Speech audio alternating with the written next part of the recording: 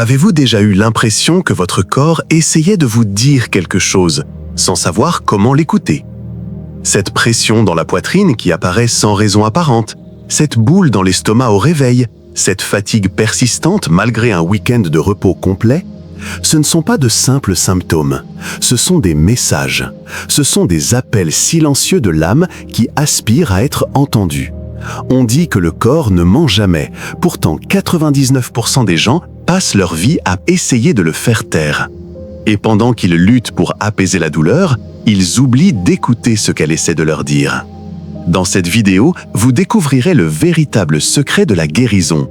Il ne s'agit pas de combattre la maladie, mais de libérer l'énergie qui la provoque. Restez jusqu'à la fin, car vous y découvrirez une pratique ancestrale capable de transformer votre énergie intérieure et de vous rendre la paix que vous pensiez perdue. Écrivez en commentaire « Je suis prêt à me libérer de ce qui me rend malade », car lorsque vous le déclarez, la guérison a déjà commencé. Il existe un langage qui précède les mots, un code silencieux qui vibre dans chaque cellule, chaque tissu, chaque souffle, depuis l'instant où votre âme a décidé d'habiter ce corps. Les anciens l'appelaient la mémoire de l'âme, un registre invisible qui renferme non seulement votre histoire, mais aussi celle de ceux qui vous ont précédé. Elle est inscrite dans votre sang, dans vos os, dans le pouls qui bat dans l'obscurité de votre poitrine. Chaque expérience vécue, les joies et les peines, les étreintes et les silences, s'est imprimé en vous comme une empreinte énergétique. Vous ne vous en souvenez pas seulement avec votre esprit, votre corps se souvient de tout aussi. Ce moment où vous avez dû feindre la force pour ne pas pleurer. Cet après-midi où vous avez donné de l'amour sans en recevoir. Ces fois où vous avez ravalé vos mots, craignant que votre vérité ne soit trop dure à entendre. Rien de tout cela n'a disparu. Chaque émotion inexprimée est devenue une fréquence, un écho emprisonné dans vos cellules, attendant le moment où vous vous autoriserez enfin à la voir. L'âme n'oublie jamais, même si l'esprit s'y essaie. Les sages d'Orient savaient que le corps était une carte sacrée. Le foie emmagasine les frustrations. Les reins renferment les peurs les plus anciennes. L'estomac digère non seulement les aliments, mais aussi les émotions les plus profondes. La gorge se serre lorsqu'on étouffe ce que l'esprit brûle de crier. Et le cœur est le temple où sont conservés tous les moments où l'on ne s'est pas assez aimé. Ce ne sont pas de vains symboles, ce sont des vérités que la science commence à peine à entrevoir. Chaque pensée engendre une réaction chimique, chaque émotion une vibration qui modifie la matière. Vos cellules perçoivent tout ce que vous pensez. Et lorsque vous leur envoyez des messages de peur, de honte ou de déni pendant des années, leur fréquence se modifie. Cette modification, répétée sans cesse, se manifeste par des tensions, des raideurs, des inflammations, jusqu'à devenir un symptôme. Votre corps alors se met à vous parler dans le seul langage qu'il connaisse, celui de la souffrance.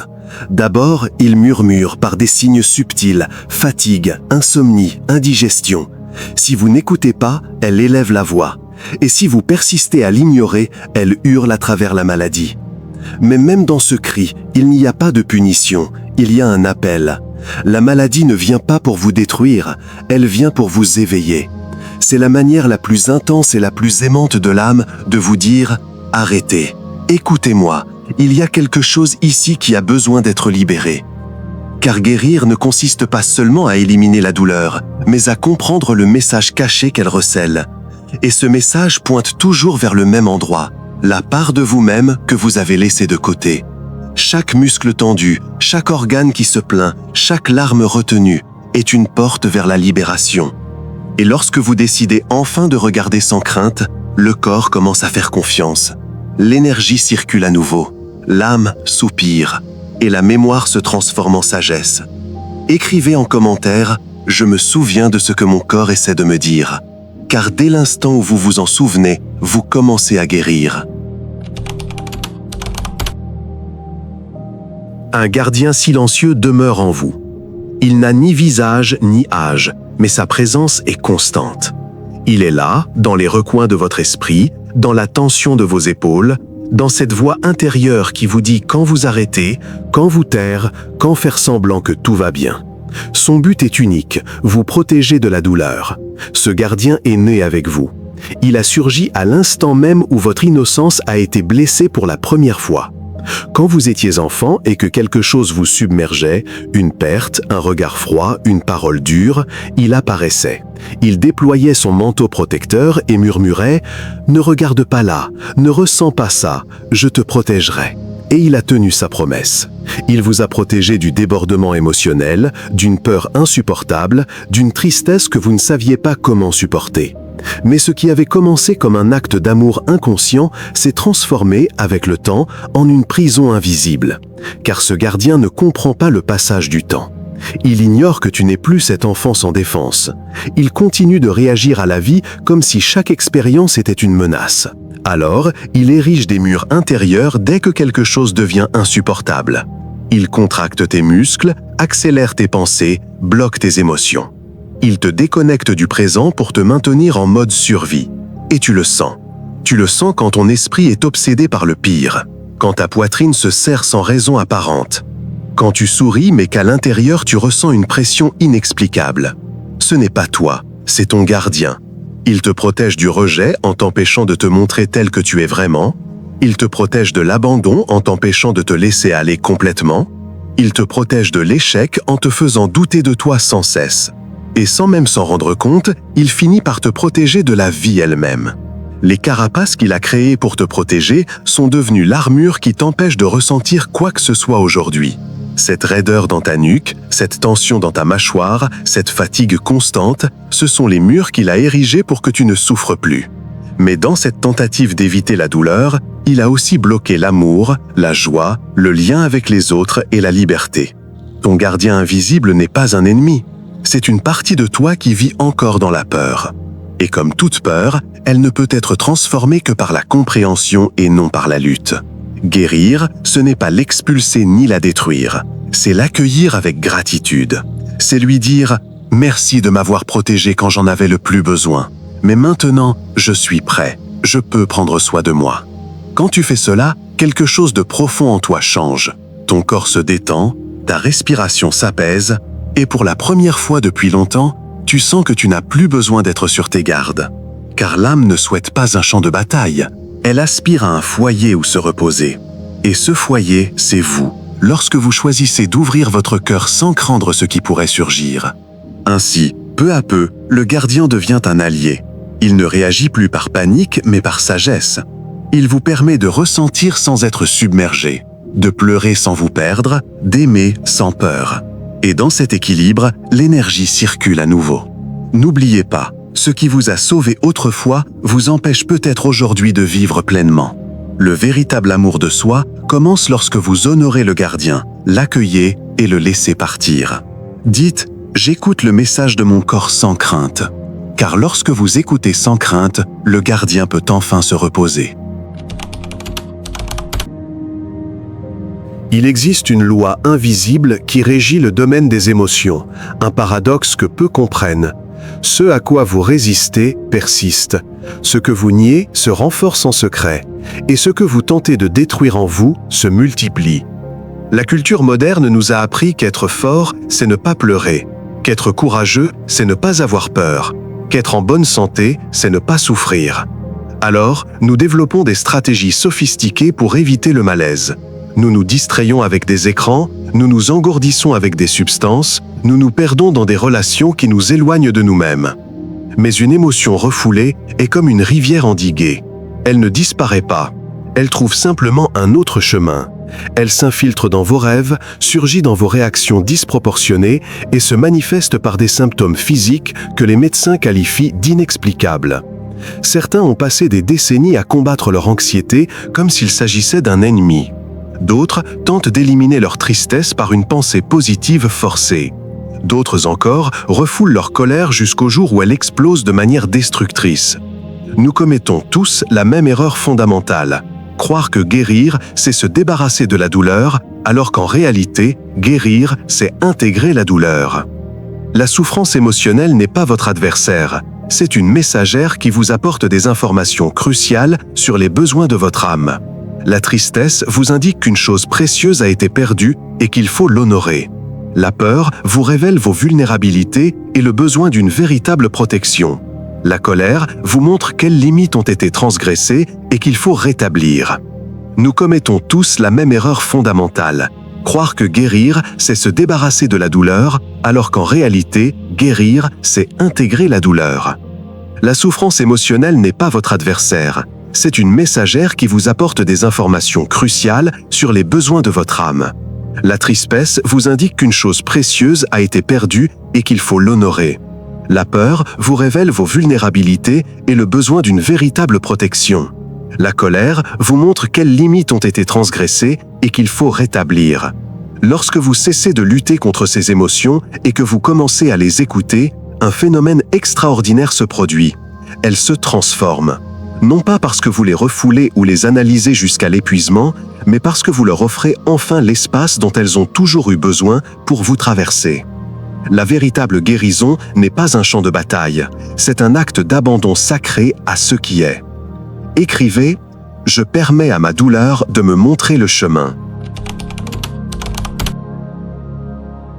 Dans toutes les traditions spirituelles du monde, des temples tibétains aux cérémonies chamaniques des Amériques, une pratique est restée inchangée à travers les siècles, l'art sacré de la respiration consciente.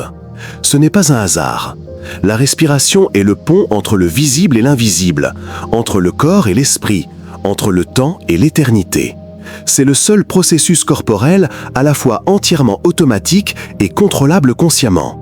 C'est dans cette dualité que réside sa puissance. À chaque inspiration, vous n'apportez pas seulement de l'oxygène à vos poumons, vous invitez la force vitale universelle à circuler dans tout votre être. Les yogis l'appellent prana, les taoïstes chi, les kaunas hawaïens mana. Différents mots pour une même vérité. L'air que vous respirez recèle une énergie intelligente capable de réorganiser, de restaurer et de revitaliser. Et à chaque expiration, vous libérez bien plus que du dioxyde de carbone. Vous vous libérez des souvenirs enfouis, des tensions accumulées et des identités obsolètes. Vous faites place au renouveau. Vous allez maintenant expérimenter le rituel du souffle de la permission. Il ne s'agit pas d'un exercice, mais d'une cérémonie intime entre vous et votre âme. Trouvez un endroit où personne ne vous dérangera. Fermez les yeux si vous le souhaitez. Posez une main sur votre cœur et l'autre sur votre ventre, en vous connectant au centre de votre être. Inspirez profondément par le nez pendant 4 secondes. Sentez l'air pénétrer non seulement vos poumons, mais aussi se répandre dans votre abdomen, votre poitrine et votre gorge. Imaginez que vous respirez une lumière dorée, une énergie vitale pure. Retenez votre souffle pendant 2 secondes. Dans cet espace entre l'inspiration et l'expiration s'ouvre un portail vers le silence intérieur. Un instant suspendu où vous pouvez observer sans jugement tout ce qui vit en vous. Expirez maintenant lentement par la bouche pendant 6 secondes. Visualisez chaque tension, chaque souci, chaque émotion refoulée quitter votre corps, comme une fumée grise se dissipant dans l'air. Ne les repoussez pas, laissez-les simplement partir. Répétez cet exercice 3 fois. 3 cycles complets de respiration consciente. Si la tristesse surgit durant ce processus, ne vous y accrochez pas, respirez-la. Si la colère apparaît, ne la jugez pas, respirez-la. Si la peur surgit, ne la fuyez pas, respirez-la aussi. Car tout ce que vous vous autorisez à ressentir pleinement perd son emprise sur vous, et tout ce que vous niez devient votre geôlier invisible. Cette pratique ancestrale n'est pas de la magie, c'est la science de l'âme. Chaque respiration consciente active votre système nerveux parasympathique, celui qui est responsable de la guérison et de la régénération. Chaque expiration intentionnelle libère littéralement le cortisol et d'autres hormones du stress de votre circulation sanguine. Mais au-delà de la biochimie, vous faites quelque chose d'encore plus profond. Vous rappelez à votre corps qu'il est en sécurité pour ressentir, qu'il n'a plus besoin de tout contrôler. Il peut baisser sa garde et laisser la vie le traverser. Il écrit « Je respire et je laisse mon énergie se libérer ».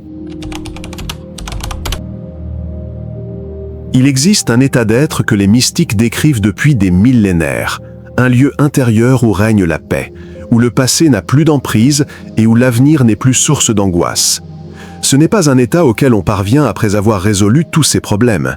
C'est la source même d'où l'on peut percevoir tous les problèmes avec clarté et compassion. Les scientifiques modernes l'appellent cohérence cardiaque, les bouddhistes équanimité. Les chrétiens contemplatifs le connaissent comme la paix qui surpasse toute intelligence. Mais quel que soit le nom, tous désignent la même expérience. Un état d'harmonie intérieure où le corps, l'esprit et l'âme vibrent à la même fréquence. Dans cet état, votre système immunitaire se renforce naturellement. Votre tension artérielle se normalise, vos ondes cérébrales se synchronisent. Votre champ électromagnétique s'étend.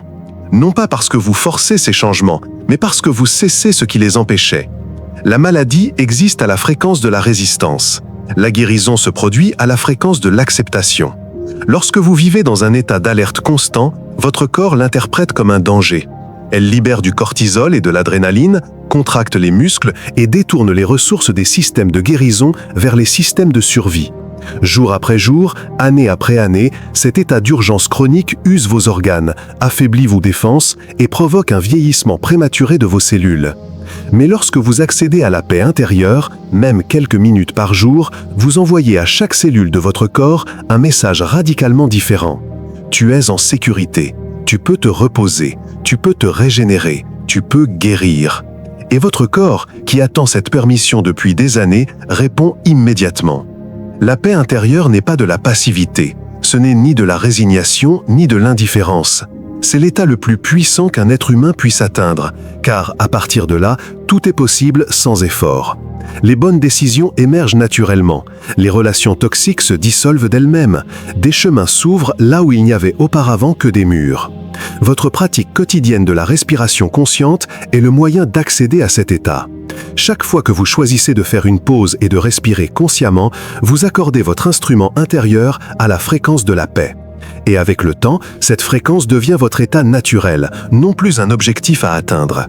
Vous sentirez votre corps s'alléger, comme si vous portiez des pierres invisibles et que vous vous en libériez enfin. Votre esprit s'éclaircit et les pensées obsessionnelles perdent de leur intensité. Votre âme respire et vous vous souvenez de qui vous étiez avant que le monde ne vous apprenne à avoir peur. Écrivez « Je suis présence, je suis guérison ». Souvenez-vous, rien ne peut vous rendre malade lorsque vous êtes en paix avec vous-même. La paix intérieure est la fréquence la plus élevée de l'univers et en elle, toute ombre se dissout. Votre corps n'est pas votre ennemi, il est votre guide, votre miroir, votre maître silencieux. Chaque symptôme, chaque émotion, chaque douleur est une invitation de votre âme à rentrer à la source. Et lorsque vous choisissez de ressentir au lieu de refouler, lorsque vous choisissez de respirer au lieu de fuir, la guérison se produit d'elle-même.